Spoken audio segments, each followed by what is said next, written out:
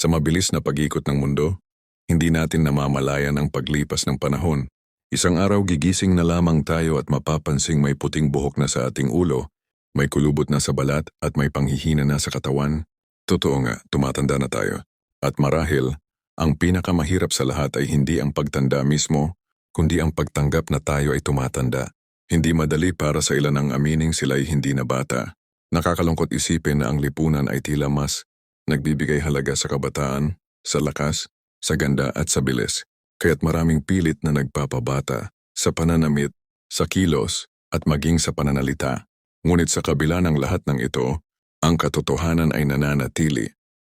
Ang oras ay hindi mapipigilan at ang pagtanda ay bahagi ng ating paglalakbay sa buhay. Sa halip na itanggi o labanan, bakit hindi natin yakapin ang ating edad? Sa bawat hibla ng puting buhok ay may kwento ng karanasan. Sa bawat kulubot ay may bakas ng tawa, lungkot at tagumpay.